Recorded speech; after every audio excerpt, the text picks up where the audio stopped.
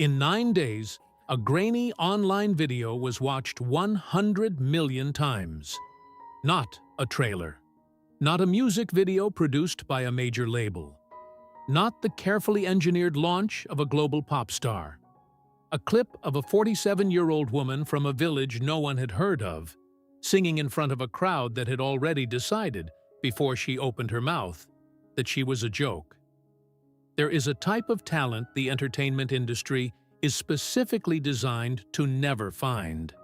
Too old, too unconventional, too much of everything the system has no category for. And for decades, one woman embodied every reason the world had built to keep certain voices from ever being heard. What happened when she was finally heard broke records that had stood for years. What happened to her after that almost broke her. So how does a person spend 47 years invisible and then, in 30 seconds, become impossible to ignore? What does the world owe someone it spent a lifetime underestimating? And what is the real price of finally being seen? Before we answer any of that, we need to go back to a small Scottish town, a difficult childhood, and the 47 years of silence that made one voice so impossible to forget. Blackburn, West Lothian, Scotland. A small, quiet town where the streets are narrow and the winters are long, and where ambition, if it exists at all, tends to stay quiet. It was here, on April 1st, 1961, that Susan Magdalene Boyle entered the world as the youngest of 10 children born to Bridget and Patrick Boyle. The birth was difficult. Oxygen deprivation during delivery left Susan with what doctors would later describe as minor brain damage, a detail that would never be fully understood by the people around her, but would shape every classroom, every relationship, and every casual cruelty that followed. She was not like the other children, and the other children made certain she knew it. From her earliest years at school, Susan struggled in ways that had no language yet. She learned differently, processed differently. I moved through the world at a rhythm that her peers found strange, and her teachers found inconvenient. She was labeled difficult, slow, odd. Words that children weaponize with devastating efficiency, and that adults too often allow to stick. The nickname that followed her through school was simple and merciless. Susie Simple. She would hear it in hallways, in classrooms, on the walk home. A name designed not to describe, but to diminish. To remind her daily that she occupied a category the world had already sorted and discarded. Children would taunt her, pull her hair, exclude her from games, and reduce her to tears with the effortless cruelty of those who have never been on the other side of it. What kept her from disappearing entirely into that cruelty was two things. The first was music. From the time Susan was a small girl, she could sing. Not adequately, not pleasantly, but genuinely, with the kind of natural, unguarded beauty that cannot be manufactured or trained from nothing. Her voice existed as a separate entity from her struggles, untouched by the limitations the world assigned her.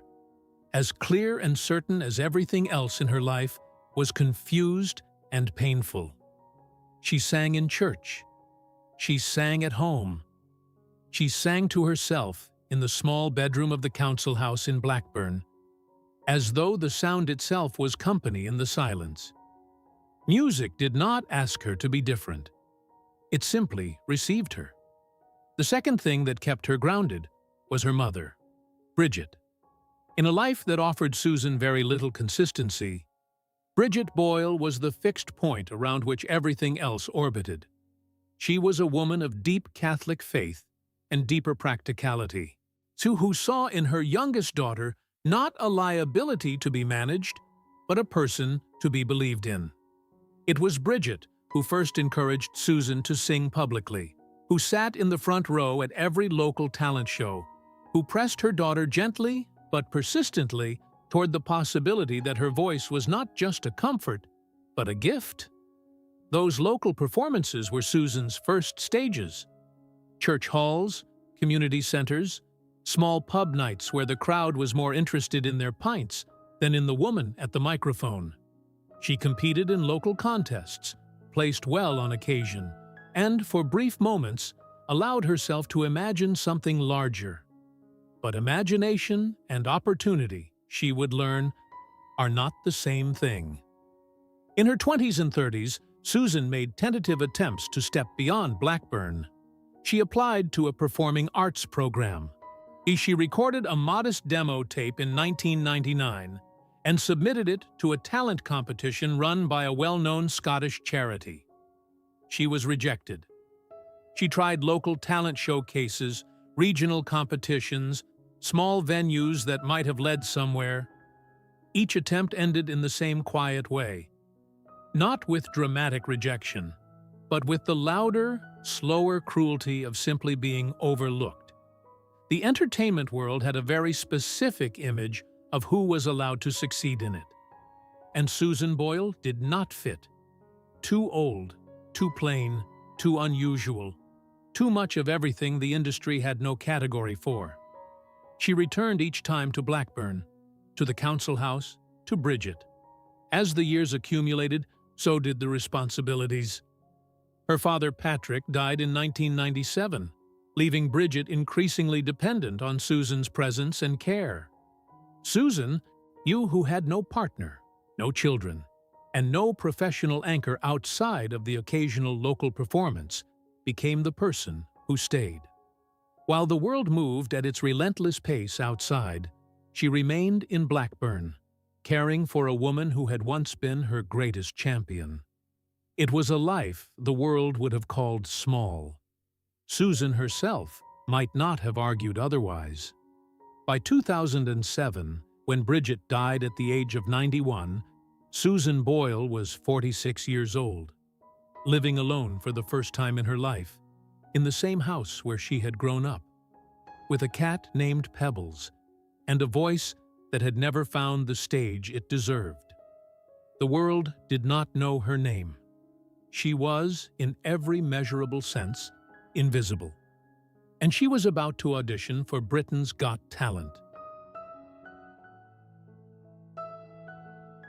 She almost didn't go.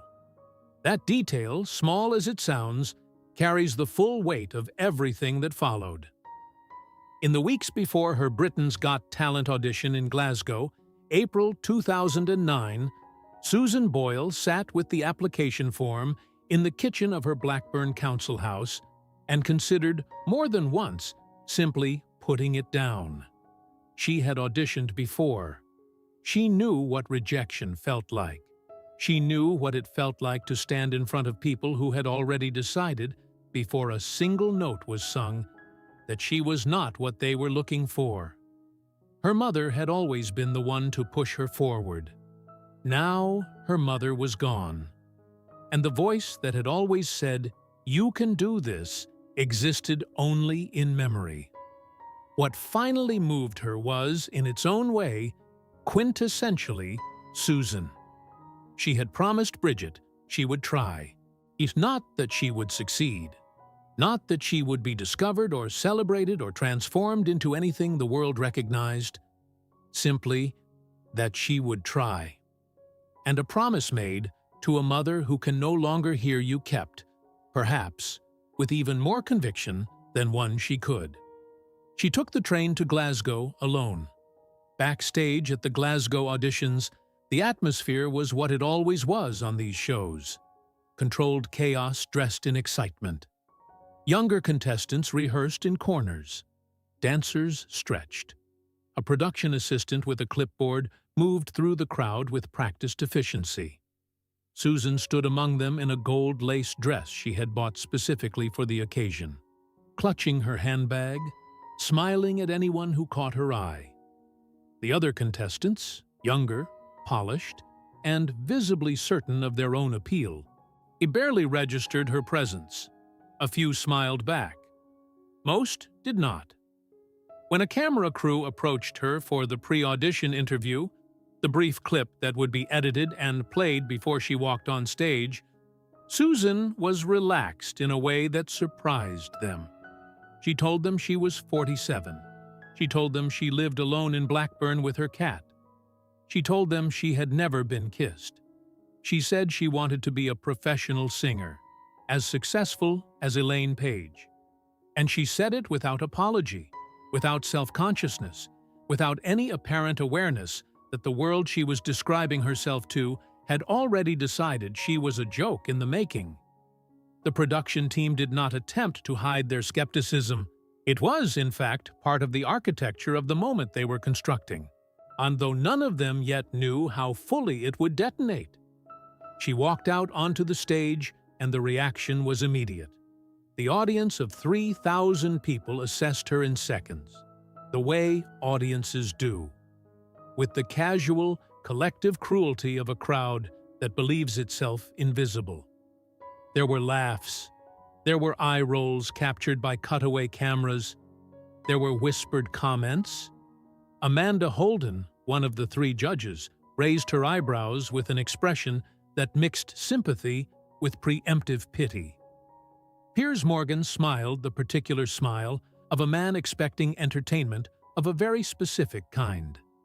And Simon Cowell, who had seen everything, who had sat in that chair through thousands of auditions and developed the particular gift of reading a room before it knew what it was feeling, looked at Susan Boyle with an expression that was, in that moment, simply the default expression of a man waiting to be confirmed in what he already expected. Susan announced she would sing "I Dreamed a Dream" from Les Miserables. More laughter from the audience. A song that size. From this woman. She nodded to the sound booth. The opening bars played. She opened her mouth. What happened next has been described thousands of times in thousands of languages, and none of the descriptions have fully captured it. Because what happened was not primarily sonic. It was not simply that the voice was beautiful, though it was. It was not simply that it was unexpected, though it was that too. What happened was a recalibration. In the space of 4 bars, an entire room of 3,000 people was forced to confront the distance between what they had assumed and what was true. And the laughter stopped as though a switch had been thrown. The eyebrows fell. Amanda Holden's hand moved to her mouth. Piers Morgan nodded slowly. The smile transformed into something genuine. Simon Cowell, the man who had leaned back and practiced skepticism 30 seconds earlier, leaned forward. The audience, who had laughed, rose to their feet. By the time Susan reached the final note, there were tears in the room. Not polite tears, not performative tears, but the involuntary kind that arrive when something bypasses every defense a person has constructed and reaches directly into the part of them that remembers what it feels like to be underestimated. Simon Cowell would say afterward, "Without any hesitation, that was the biggest surprise I have ever had on any of these shows." The clip was uploaded to YouTube within hours. See, within 9 days, it had been watched 100 million times. Susan Boyle had not yet been told what that meant. She was back in Blackburn, in her council house, with pebbles on her lap, quietly astonished that the phone had stopped ringing long enough for her to make a cup of tea. The world had found her, and it had no idea what to do with her. Fame, when it arrives slowly, gives a person time to build walls. A singer who spends years playing small venues, then medium venues, then larger ones, develops gradually the armor required to survive what celebrity does to a human being.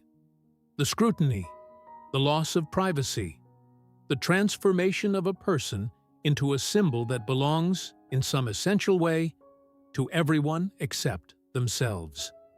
Susan Boyle had 9 days. 9 days between the audition clip going viral and the moment the full machinery of global media descended on a council house in Blackburn, West Lothian, where a woman with a cat named Pebbles had been living quietly for decades. 9 days to process the fact that her face was on television screens in countries she could not have pointed to on a map. 9 days to understand that the world had decided, without consulting her, and that she was now a story. She was not ready. She could not have been. No one could have been. The weeks that followed the audition were, from the outside, a fairy tale in full motion. Appearances on American morning shows, interviews with publications she had read in waiting rooms for years, a manager, a publicist, a team of people whose job was suddenly to stand between Susan and the world she had spent her life trying to reach. Record label conversations, offers, invitations.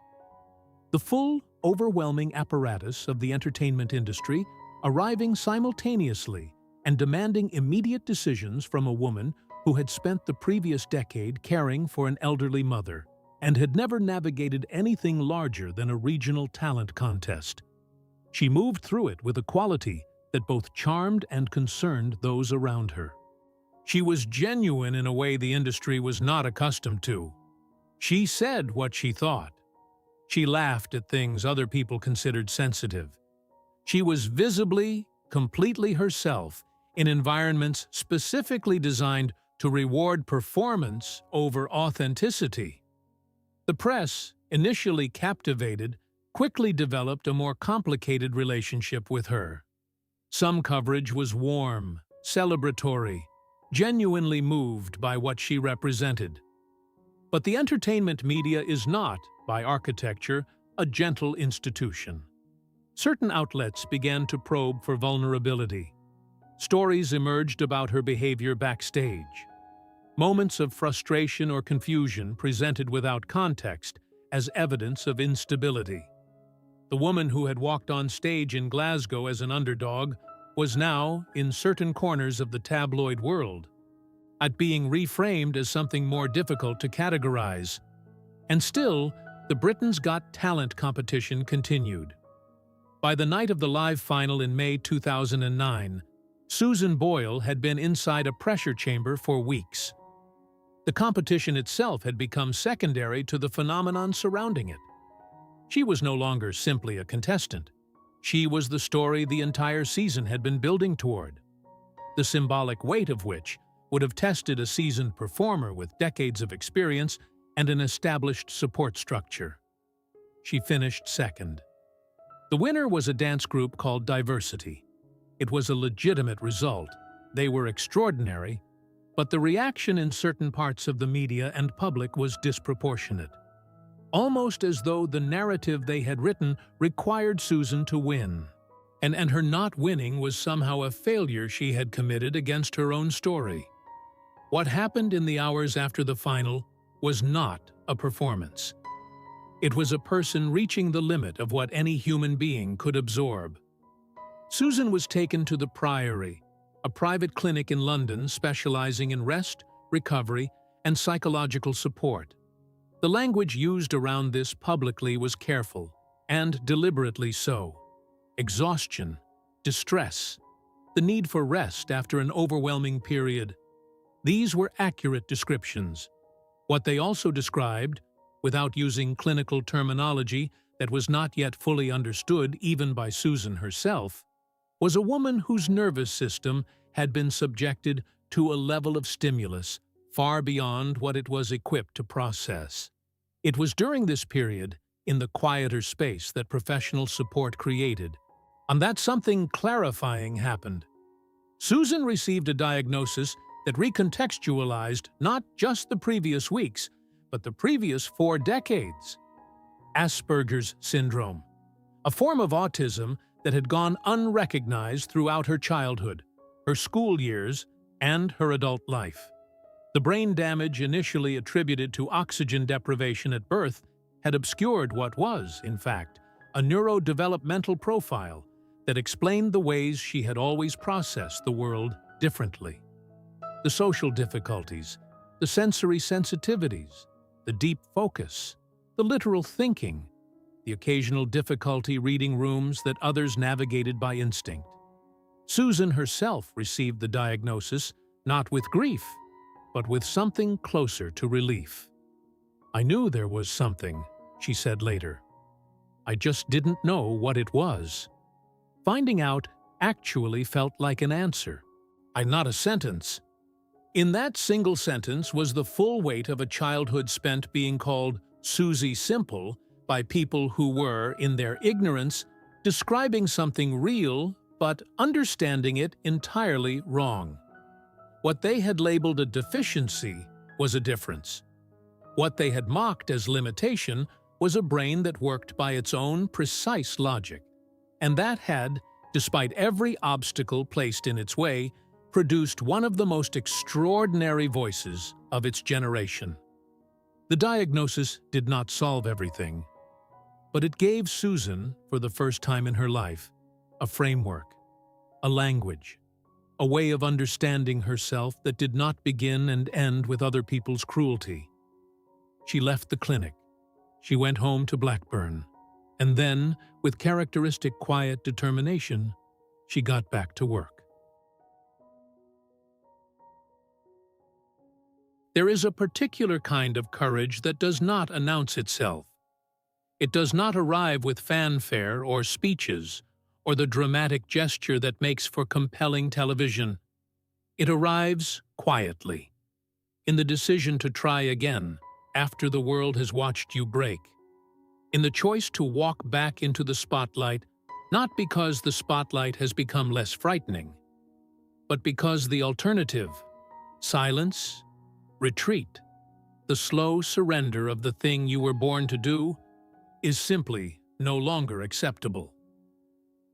Susan Boyle made that choice in the autumn of 2009. The album was called I Dreamed a Dream, and it arrived in November of that year with a weight of expectation that would have crushed most debut releases before they left the pressing plant. It was not simply a record. It was, in the media's framing, a verdict. And would the voice that had stopped the world hold up across a full album? Would Susan Boyle prove to be a genuine artist, or a viral moment dressed in 11 tracks? The answer arrived with a speed and clarity that silenced even the most skeptical observers. I Dreamed a Dream sold 411,820 copies in its first week in the United Kingdom alone, the fastest-selling debut album by a female artist in British chart history at that time. In the United States, it debuted at #1 on the Billboard 200, selling over 700,000 copies in its opening week. By the end of 2009, it was the best-selling album of the year in both the United Kingdom and the United States simultaneously, a feat achieved by only a handful of artists in recording history. And the numbers were extraordinary. But the more significant truth was in what the numbers represented. Susan Boyle had not succeeded because the industry had decided she deserved to. She had succeeded because millions of ordinary people who saw in her something they recognized in themselves, had simply chosen to buy her record.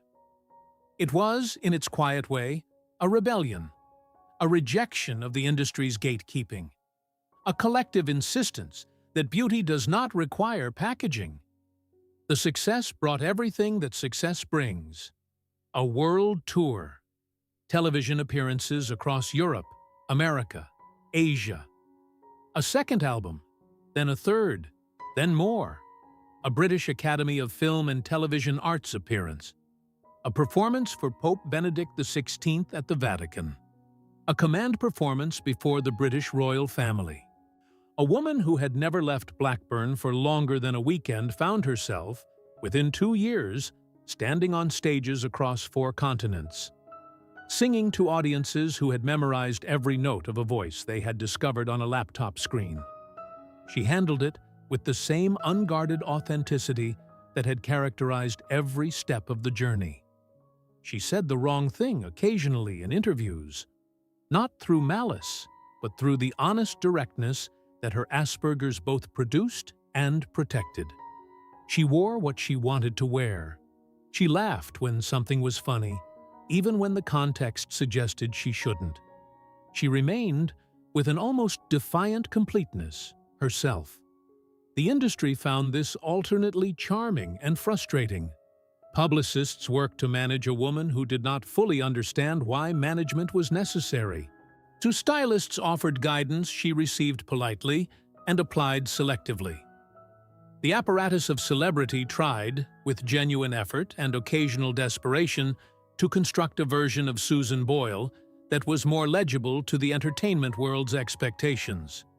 Susan Boyle remained largely indifferent to the project, but the cost was real, and it accumulated in ways that did not always make headlines. The touring was physically and neurologically demanding in ways that her management teams gradually came to understand more fully.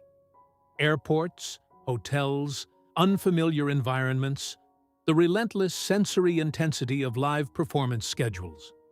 For a woman with Asperger's, who had spent most of her life in the same small town, these were not merely inconveniences. They were genuine challenges requiring genuine management. And the learning curve for everyone involved was steep.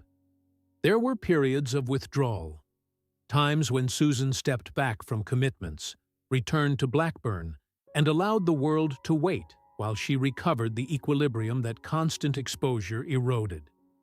The tabloids interpreted these retreats through their own preferred lens: difficult, unstable, demanding. The vocabulary the media reserves for women who decline to be endlessly available. The truth was simpler and more human.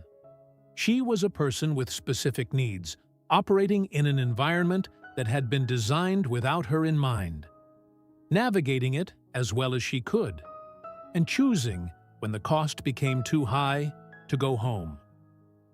Home, for Susan, remained the council house in Blackburn. This detail confounded people who expected the trajectory of fame to carry her elsewhere. She had the resources to live anywhere. She chose to stay in the house where she had grown up, on the street where people had known her before the audition, in the community that was familiar even when it had not always been kind. She renovated it, added some comforts, kept Pebbles close, and after Pebbles, subsequent cats who occupied the same essential role. Uncomplicated company in a life that had become overwhelmingly complicated. When asked why she stayed, she answered with the directness that had always defined her. "It's my home," she said. "Why would I leave?" There was no performance in the answer, no carefully considered message about staying grounded or remaining authentic. Just the plain, unadorned logic of a woman who had found, in the place the world considered unremarkable, the only environment in which she could fully be herself. That decision, quiet as it was, said more about Susan Boyle than any interview, any album chart, or any standing ovation ever could. She had been given the world's attention. She had chosen, deliberately and repeatedly, to remain exactly who she was. Fame is a poor substitute for company. This is not a truth the entertainment industry advertises, because it is not a truth that sells records or fills arenas, but it is a truth that accumulates in the quiet hours between performances, in the hotel rooms that all begin to look identical after the third continent, in the moment when the applause ends and the lights go down and the crowd files out, and a person is left alone with the echo of everything that just happened, and no one particular to share it with. Susan Boyle had known solitude long before she knew fame. She had lived alone in Blackburn for years before the audition, had built a life that was self-contained and largely self-sufficient in the way that lives shaped by necessity often are. She had her routines, her faith, her music, her cats. She was not, by her own account, unhappy. But there is a difference between chosen solitude and the specific loneliness of being surrounded by people whose job is to care about you professionally. In the years following her debut album, as the tours accumulated and the schedules intensified, Susan began to speak with increasing openness about the parts of her life that success had not touched. She had never been in a romantic relationship.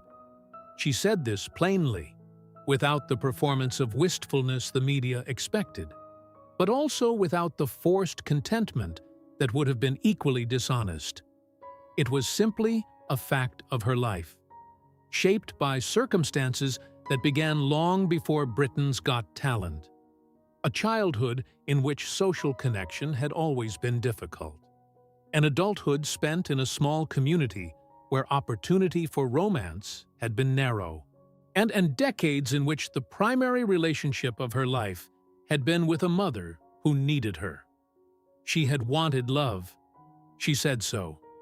She had hoped, in the early flush of fame, that visibility might create the kind of connection that invisibility had denied her. There were media stories about admirers, about possibilities, about men who had reached out following the audition clip.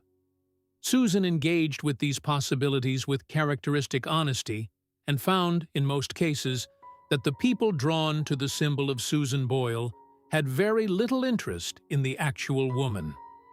It was a particular cruelty that fame, which had given her so much, could not give her this. The health challenges arrived with the weight of accumulated years and compounded pressure. In 2012, Susan was diagnosed with type 2 diabetes, a condition that required immediate and sustained changes to her diet, her schedule, and the way she managed the physical demands of touring and performance. The diagnosis was not catastrophic, but it was serious, and it added a layer of management to a life that already required considerable management. For Susan, who had never been particularly focused on her physical health in the disciplined way that professional performers often are, adapting to the requirements of the condition was a genuine adjustment.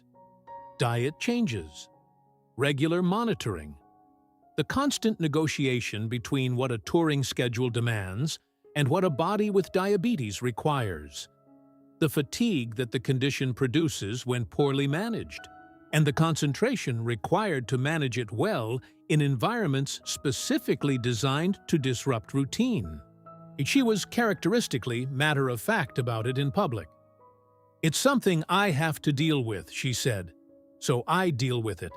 The simplicity of the statement masked the daily reality of managing a chronic condition while maintaining a performance career. But it also reflected something genuine about Susan's relationship with difficulty. She had never been a person who dramatized her own suffering. She had simply, consistently, continued. What was harder to manage than the diabetes, and harder still to speak about publicly, was the specific texture of loneliness that her life had taken on. The Asperger's diagnosis had given her a framework for understanding why social connection had always required more effort from her than it seemed to require from others. But understanding something and being at peace with its consequences are different achievements. Susan understood, intellectually, why the kind of easy, intuitive intimacy that others seemed to fall into had always been more difficult for her. Understanding this did not fully console her for its absence. She spoke, in various interviews across various years, about the companionship of her cats, with an affection that was genuine. And that also quietly communicated everything she was not saying about human connection. She spoke about her faith, her church community in Blackburn, the consistency of familiar faces in a familiar place. She spoke about the joy she took in her music, in the act of singing itself, in the connection she felt with audiences even across the vast, impersonal distance of an arena. But these were real sources of sustenance. She was not performing gratitude for them, but they were also, in their aggregate, a portrait of a woman navigating a particular kind of aloneness, one not born of bitterness or withdrawal, but of a life in which the ordinary architecture of adult companionship, partnership, close friendship, the daily texture of being known by someone who chooses to stay, had not fully materialized. The world that had celebrated her for being real had not, in the end, made her life less lonely. It had simply made her loneliness more visible. And Susan Boyle, who had spent 47 years being overlooked, found herself in the unexpected position of being seen by millions and truly known by very few. She carried it with grace, but she carried it. There is a version of Susan Boyle's story that ends after the first album. The viral moment, the record-breaking debut, the inevitable collision with a world she was not equipped for. It would have been a complete narrative arc in its own right. Poignant, instructive, and sufficiently dramatic to satisfy the appetite for stories about dreams briefly realized and gently returned. The industry has produced many of those stories. They are easy to package and easy to forget. Susan Boyle refused to become one of them. The second album, The Gift, arrived in November 2010, exactly 1 year after the debut, and it answered the question that first albums always leave hanging. Was this a voice, or was this a moment? The Gift debuted at #1 in the United Kingdom and #4 in the United States. A performance that, so while not replicating the historic numbers of the debut, demonstrated something more meaningful than chart position. It demonstrated continuity, a second audience. A woman who had not been consumed by her own origin story, but had, quietly and methodically, continued to build something. The album included a duet with Elvis Presley, a technological construction that paired Susan's voice with a recording of Elvis singing "O Come All Ye Faithful." That became one of the most talked-about musical moments of the Christmas season.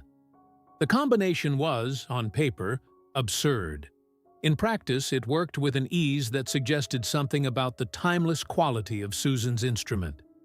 Her voice did not belong to 2009, or to Britain's Got Talent, or to the particular cultural moment that had produced her, and it belonged to a longer tradition, one that predated viral videos and talent competitions and had nothing to do with either. The albums that followed traced a career of steady, unfashionable persistence. Someone to Watch Over Me in 2011. Standing Ovation in 2012. A collection of Broadway classics that felt like a homecoming to the theatrical tradition her voice had always suggested. A Wonderful World in 2014. Hope in 2014. A Wonderful World in 2016. Each release landed without the seismic cultural impact of the debut, and each release was greeted by a portion of the media with the particular condescension reserved for artists who continue working after their moment of peak cultural relevance has passed. Susan continued regardless. She understood something that the trend-focused corners of the music industry perpetually forgot. Her audience was not chasing what was current. They were listening for what was true. The millions of people who had wept at a YouTube clip in 2009 were not weeping because Susan Boyle was fashionable. They were weeping because she was real. And that reality, the voice, the person, the uncomplicated, unperformed authenticity, did not expire with the news cycle. The live performances told their own story. Susan on a concert stage was a different proposition from Susan in a television studio. Television, with its close cameras and editing rhythms, could not fully contain what happened when she sang in a room. Audiences who attended her live shows described a quality of presence that surprised them. Not the fragile, a slightly bewildered figure the media had sometimes presented, but a woman who, the moment she stood before a microphone, became completely and unmistakably herself. Her 2012 tour of the United States sold out venues across the country. Her performance at the Hollywood Bowl drew an audience of thousands who stood in the California night air and listened to a woman from a small Scottish town sing with a completeness that required no spectacle, no production enhancement, no manufactured drama, just the voice, and what the voice carried. She performed at the Diamond Jubilee concert for Queen Elizabeth II in 2012. Standing on a stage outside Buckingham Palace, before an audience of tens of thousands and a global television broadcast reaching hundreds of millions more. She had sung in church halls in Blackburn. She had sung in community centers where the audience numbered in the dozens. And now she stood in front of a palace. And the voice was the same voice it had always been. Unhurried, unadorned, certain. What the sustained career revealed, to those paying careful attention, was the specific nature of Susan Boyle's gift. She was not a vocal gymnast in the tradition that contemporary talent competitions increasingly rewarded. The singers who demonstrated their ability through complexity, through runs and improvisations, and the athletic display of range. Susan's gift was different, and in some ways more difficult to execute. It was the gift of simplicity, of singing a melody exactly as it was written and trusting, completely and without defensive ornamentation, that the melody itself was enough. And this required a particular kind of confidence that had nothing to do with ego. It required the confidence of someone who had been told for decades that they were not enough, and who had discovered in the most public way imaginable that they were, and who had then continued, album by album and performance by performance, to simply show up and prove it again. Her voice did not diminish with the years. It deepened. It acquired the particular quality that only time and experience produce. A warmth in the lower register, a steadiness in the upper one, a sense that each phrase was being sung by someone who understood, from the inside, what the words meant. She had earned that understanding the hard way, and every time she opened her mouth, it was audible.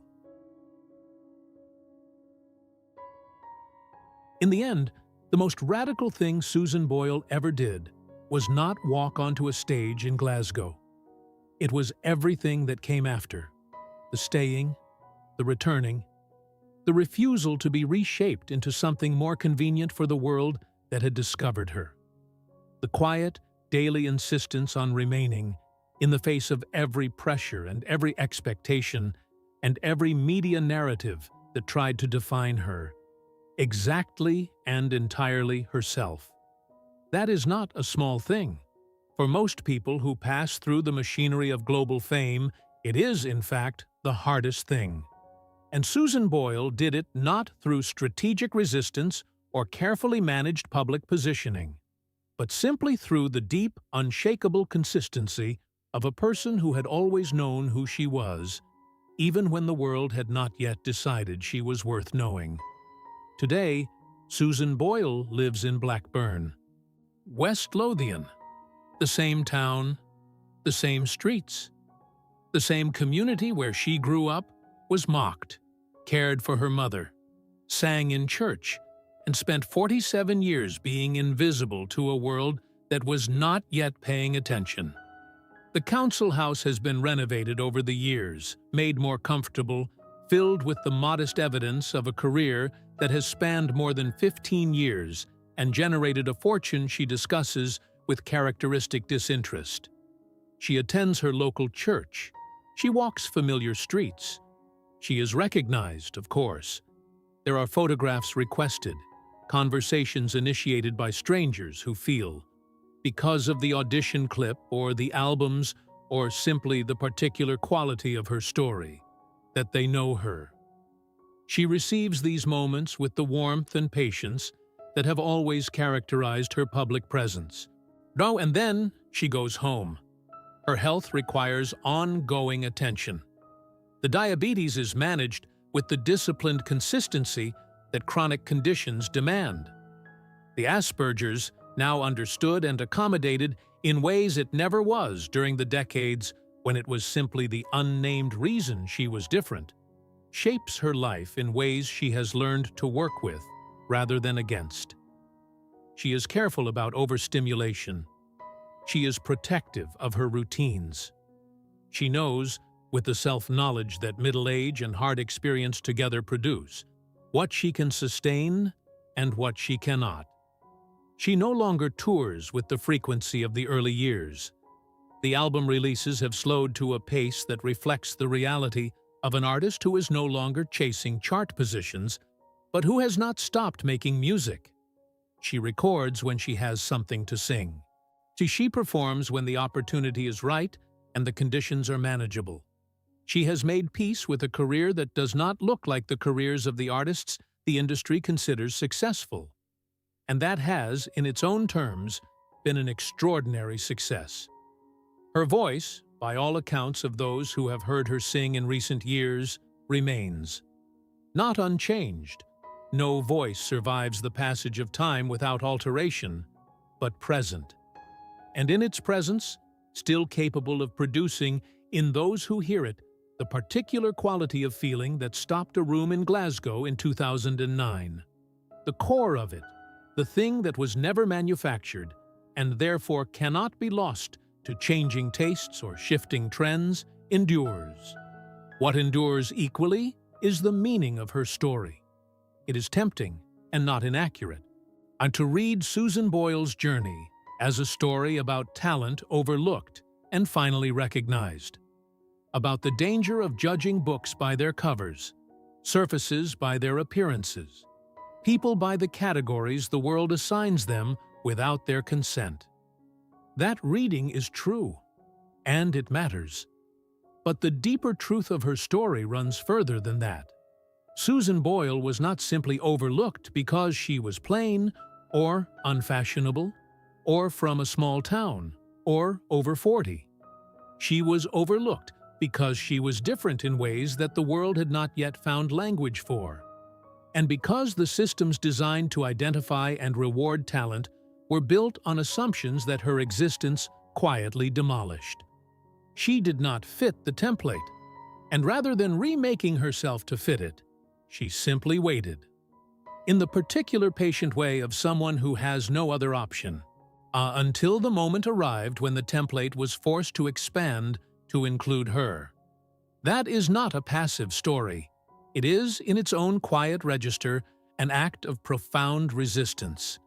And then there is the question of what she lost, because she lost things. The childhood free of mockery she deserved and did not receive. The diagnosis that would have explained and supported her decades before it arrived. The partnership she wanted and did not find. The ordinary texture of a life lived with the kind of consistent human connection that fame provided the illusion of without ever supplying the substance. These are not small losses. They do not disappear in the light of the audition clip or the record sales or the standing ovations. They are part of the full account of a life. And Susan Boyle has never pretended otherwise. How she speaks about loneliness without self-pity, about what she missed without bitterness, about the life she has with the same unadorned honesty she has brought to every question the world has asked her since 2009. She is, in this as in everything, completely real. Perhaps that is her legacy. Not the albums, though the albums are remarkable. Not the chart records, though the chart records are historic. Not even the audition clip, though that clip changed something in the culture that has not fully changed back. Her legacy is the particular courage of a woman who was told, in ways both explicit and structural, that she was not enough. Not young enough, not beautiful enough, not polished enough, not conventional enough, and who walked onto a stage anyway. Carrying 47 years of overlooked life in a voice that had been waiting, with extraordinary patience, for exactly that moment. And who then, when the world finally looked, did not flinch, did not pretend, did not become anything other than what she had always been. In an industry built on illusion, Susan Boyle remains the most radical thing imaginable. She remains true. And in a world that spent decades telling her that was not enough, she proved. One note, one album, one quiet year in Blackburn at a time, that it was not only enough, it was everything. If Susan's story moved you, if you have ever been underestimated, overlooked, or told that your moment had already passed, leave a like as a tribute to the woman who proved that the world's judgment is never the final word. Subscribe for more untold stories of resilience and survival, and the voices that refuse to be silenced. Because sometimes the greatest triumphs are not the loudest ones. They are simply the ones that endure.